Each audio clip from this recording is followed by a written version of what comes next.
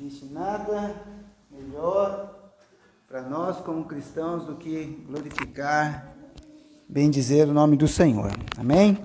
Irmãos, vamos abrir nossas Bíblias lá na carta de Judas, né? Lá no finalzinho da Bíblia, nós já tínhamos dado início ao estudo dessa carta, paramos ali no verso 10, e hoje nós vamos retomar o estudo, e ainda não vamos conseguir terminar, tá? Vai ficar para terça-feira que vem, tá bom?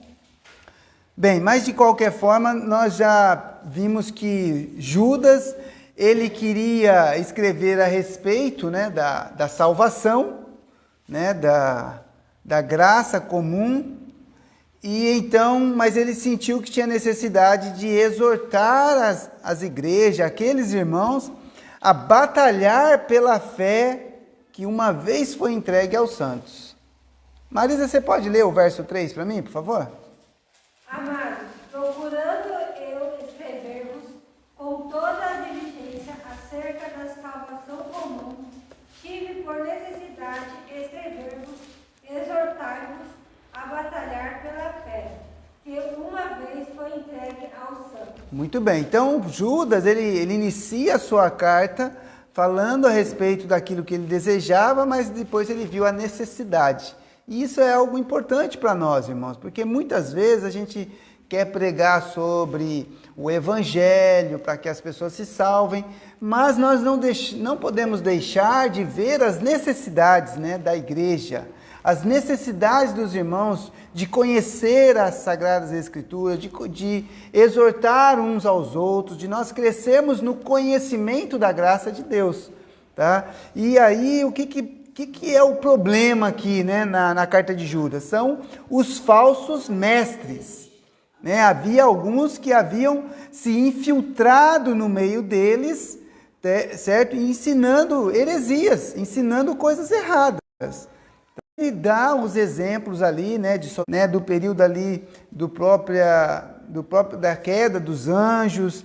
E agora, no verso 10, ele vai dizer assim, ó, estes, porém, né, está falando a respeito desses falsos mestres, desses falsos cristãos, não são pessoas convertidas, tá? Ele está dizendo, ó, estes, porém, dizem mal do que não sabem, e naquilo que naturalmente conhecem, como animais irracionais se corrompem. Então veja, eles falavam a respeito de coisas que eles não entendiam, e aí ele vai dar agora mais 3 exemplos. Você pega uma água para mim, mano, por favor? Ele vai dar agora mais 3 exemplos. Ele deu 3 exemplos anteriormente, falando desses ímpios que haviam se introduzido, né? Está lá no verso 4, porque se introduziram furtivamente alguns, né? E agora, falando desses, ele vai dar mais 3 exemplos. Olha lá, irmão Moacir, lê para mim o verso 11, por favor. Ai deles, porque entraram pelo caminho de Caim. Obrigado. Levado pelos entraram, o primeiro de Balaão, e pereceram na contradição de Coré. Muito bem, então ele cita 3 personagens aqui que nós conhecemos. Caim, depois ele fala sobre Balaão e ele fala sobre Coré, tá? São 3 personagens do Antigo Testamento que o escritor aqui de Judas, né, que lembra que a gente chegou à conclusão de que esse aqui provavelmente é meio irmão de Jesus, ele fala a respeito desses 3 homens. E é interessante, porque ó, ele fala, ai deles, irmãos, alguns podem se infiltrar dentro da igreja, são irmãos que se dizem irmãos, mas não são convertidos, são pessoas que na verdade vão manchar o nosso meio, se aproveitam porque, né, não está escrito na testa quem é salvo, quem não é salvo, irmãos, quem conhece é Deus. Né? Quem somos nós para julgar uns aos outros? A não ser pelas suas obras. Mas se a pessoa entra vestida de ovelhinha aqui e ela é lobo, não tem como saber. Mas olha o que o escritor diz, ai deles, porque eles entraram pelo caminho de Caim E quem foi o Caim? Vocês lembram do Caim? É, né? O primeiro assassino, irmãos. O primeiro assassino matou o próprio irmão. Por inveja. Por inveja. Porque Deus havia se agradado do sacrifício de Abel. Ele ficou irritado. Alimentou a maldade no seu próprio coração. E tendo a oportunidade, matou o seu próprio irmão. Ai deles que estão entrando por esse caminho. O caminho do orgulho, da inveja. E eu vou dizer, irmãos, dentro das igrejas, muitas vezes um irmão quer puxar o tapete do outro. Né? Então, está escrito aqui, ó. Já acontecia. Não é novidade. Muita raça. Já na época apostólica aqui, né? Nós estamos no primeiro século aqui. Já acontecia isso. E Judas aqui, o escritor, está chamando a atenção. E ele ainda fala também, né? E foram levados pelo engano do prêmio de Balaão. Balaão, irmãos, ele foi um profeta que Deus falava com ele, tá? E ele foi chamado por um rei chamado Balaque para amaldiçoar o povo de Israel. O povo de Israel estava a caminho lá, indo em direção à terra prometida, a terra de Canaã. E o Balaque, espertão, falou, opa, tá vindo uma nação forte aí, chama o Balaão aqui para que possa amaldiçoar ele, esse povo. Mas, irmãos, aquele que é bendito do Senhor, irmãos, não cai maldição. Mas o que esse rei ofereceu para esse homem? Riquezas. Olha o que ele diz aqui, ó. Foram levados pelo engano do prêmio. Irmãos, cuidado. Porque o nosso inimigo, ele nos ataca de forma espiritual. A nossa luta não é carnal. Mas ele vai te oferecer aquilo que você é mais fraco. Então a gente tem que ser cuidadoso. Qualquer um de nós pode dar o deslize, irmãos. O que a gente tem que fazer? Aquilo que o Senhor Jesus falou aos discípulos. Vigiai e orai. Né? Para que não caia em tentação. E ele dá um terceiro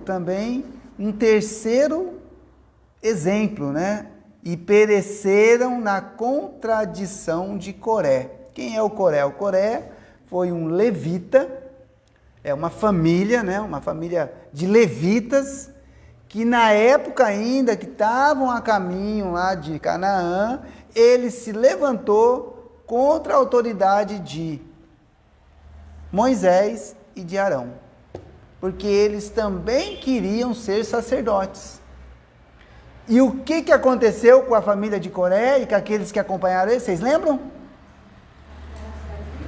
Oi? A terra abriu assim, ó, no meio do povo, assim, ó, engoliu eles, as tendas deles, os bichos deles, os animais, a família. Por isso que está dizendo aqui, né? E pereceram na contradição, porque ele foi contrário a Moisés e a Arão.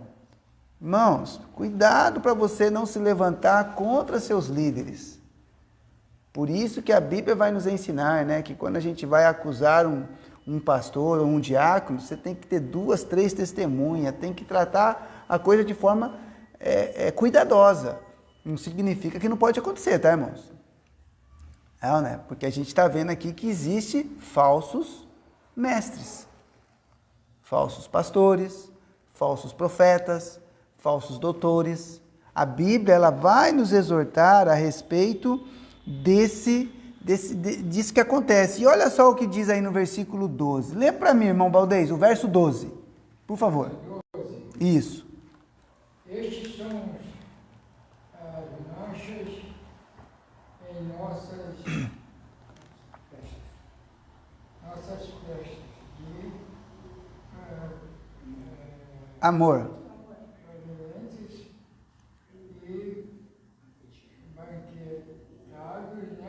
Banqueteando-se convosco. Convosco e assentados-se a si mesmo. temor, São nuvens e sem água, levado pelo vento de uma para outra parte. São como árvores murchas, infrutíferas, das 2 vezes. vezes mortas, Desarraigadas. É isso aí, ó. Manchas no meio das nossas festas de amor. O que é uma mancha, irmãos? Mancha é uma sujeira, né? É, mancha. Se banqueteia com a gente, né? Se alimenta, participa das nossas festas, mas não tem temor nenhum. Não tem temor pelo Senhor. Eles mesmos se apacentam a si próprios, vão pelas suas próprias ideias, pelas suas próprias cabeças, tá? São levados de um vento de um lado para o outro. Ó, irmãos, quantos membros de igreja aí pulam de uma igreja, pula para outra, pula para outra, pula para outra, pula para outra. Briga numa igreja aqui, vai para outra igreja, daqui a pouquinho briga lá na outra igreja, vai para outra igreja. Infrutíferos, árvores murchas, 2 vezes mortas. Então perceba, irmãos, a situação desses falsos mestres, desses irmãos que são, na verdade, ímpios, né? Não são pessoas salvas, é isso daí, ó. Tá? E não acontece dentro das igrejas? Olha o verso 13. Ondas impetuosas do mar que espumam as suas mesmas abominações, estrelas errantes para as quais está eternamente reservada a negrura das trevas. Não são pessoas salvas. E outra coisa, irmãos, esse mar impetuoso, né, que espuma ali as suas abominações, é porque muitas vezes está plantando intriga, ensinando coisa errada, levantando um irmão contra o outro, levantando um irmão contra o pastor, ou de repente dando falso testemunho diante do pastor de algum irmão. É assim, irmãos. Então a igreja ela tem que ser cuidadosa. O que Judas está falando aqui, ó? Olha, eu ia falar sobre a salvação, mas como essas coisas estão acontecendo dentro da igreja, eu preciso exortá-los. Não é? Por quê? Porque eles, na verdade, existe dentro das igrejas esse tipo de pessoas. E olha o que diz aqui, ó, verso 14. E destes profetizou também Enoque, o 7º depois de Adão, dizendo, eis que é vindo o Senhor com milhares de seus santos, para fazer juízo contra todos e condenar dentre eles todos os ímpios, por todas as suas obras de impiedade que impiamente cometeram e por todas as duras palavras que ímpios pecadores disseram contra ele. Então veja, já lá antes do dilúvio, irmãos, Enoque, aquele homem que andou com Deus, né, que não experimentou a morte, mas Deus o tomou para si próprio, com vida, foi levado pelo Senhor, ninguém achou ele, tá? Ele já dizia que o Senhor viria para trazer justiça. E eu vou dizer, irmãos, aquela geração ali de Enoque, que ouvia Enoque falando a respeito do juízo de Deus, o que aconteceu com eles? Vocês se lembram?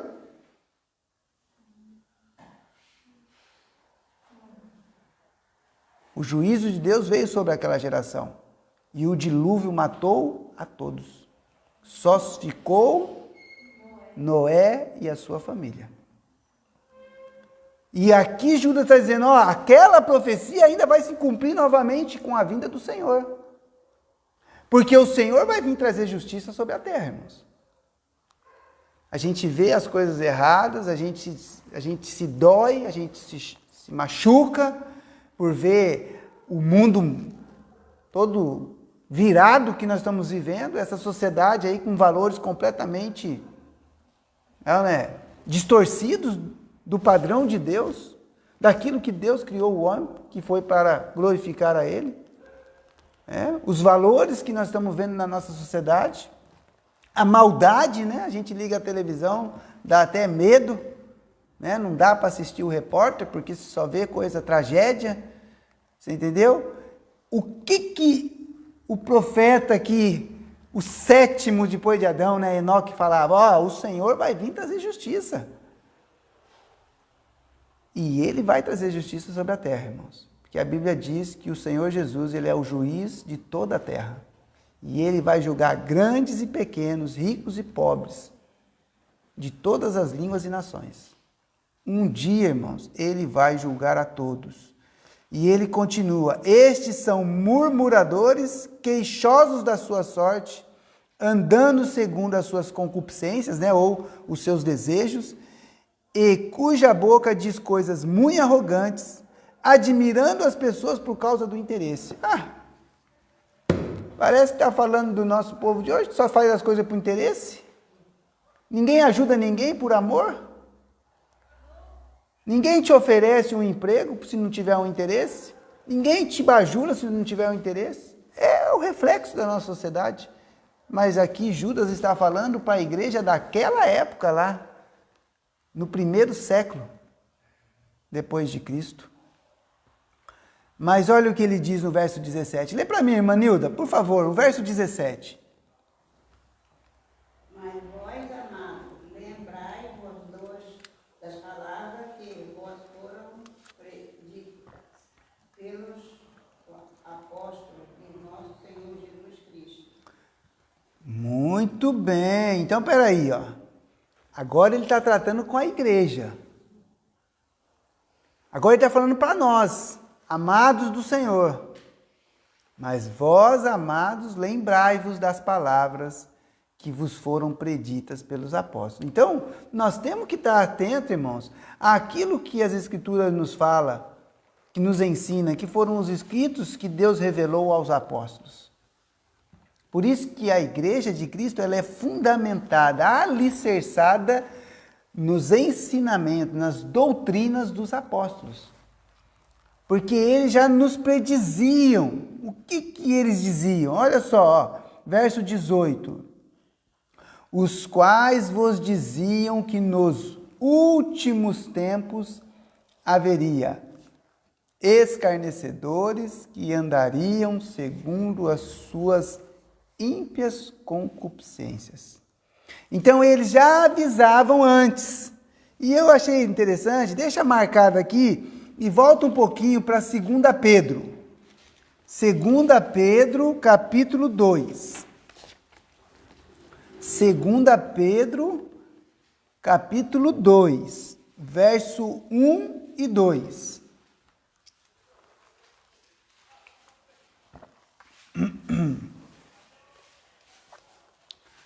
Olha só o que o apóstolo Pedro está dizendo aqui, E também houve entre o povo, que povo? O povo de Israel lá, tá, irmãos? Falsos profetas, como entre vós haverá também falsos doutores, que introduzirão encobertamente heresias de perdição e negarão o Senhor que os resgatou, trazendo sobre si mesmos repentina perdição. E muitos seguirão as suas dissoluções, pelos quais será blasfemado o caminho da verdade. Então, os apóstolos, o próprio Senhor Jesus também vai falar a respeito dos falsos profetas, que depois que ele partisse, seria introduzido entre eles falsos profetas. O apóstolo Paulo fala isso, Pedro fala isso, e Judas está falando novamente, vocês têm que observar aquilo que foi predito pelos apóstolos do nosso Senhor Jesus Cristo, porque Judas não era apóstolo, tá bom?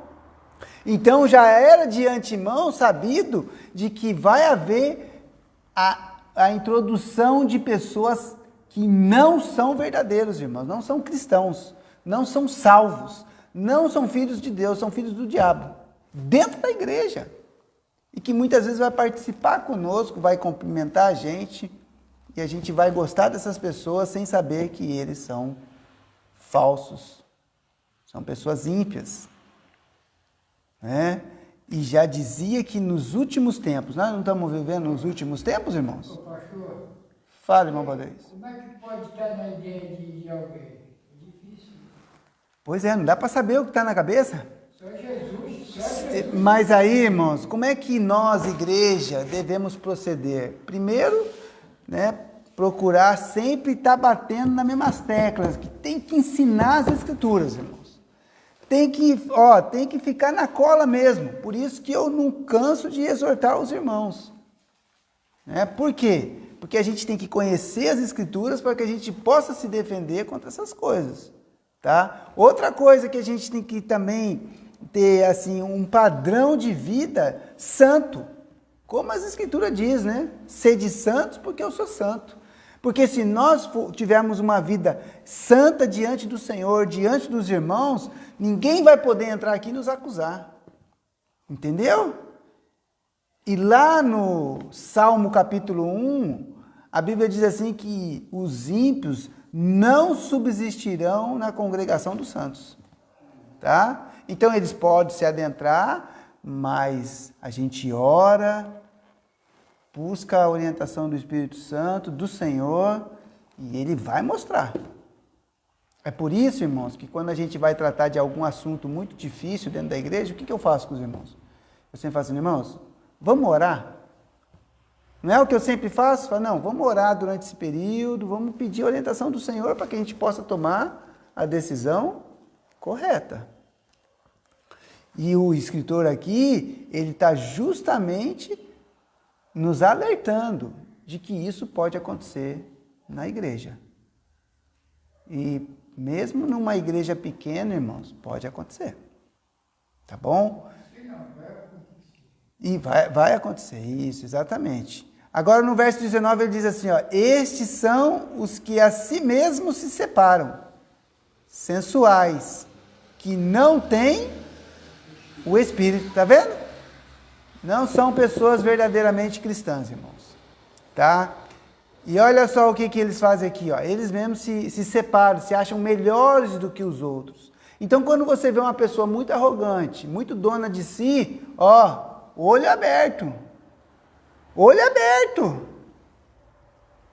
Se a pessoa vem fazer fofoquinha, você, ó, olho aberto, ó. A Bíblia diz a respeito da fofoca. É só você ler lá em Tito, ler lá em Timóteo, fala sobre o fofoqueiro. Fala também que muitos vêm vestidos de homem. Fala. Mas, irmãos, não tem o Espírito. Nós temos o Espírito de Deus? Nós temos, irmãos. E o Espírito de Deus nos dá discernimento. Mas é preciso estar sempre meditando nos ensinamentos dos apóstolos e do Senhor Jesus. A semana que vem nós vamos encerrar o nosso estudo da carta de Judas, tá bom? Que a gente vai pegar do versículo 20 até o versículo 25. Né? Vai fazer o fechamento da carta. Até agora foi exortação a respeito do que iria acontecer.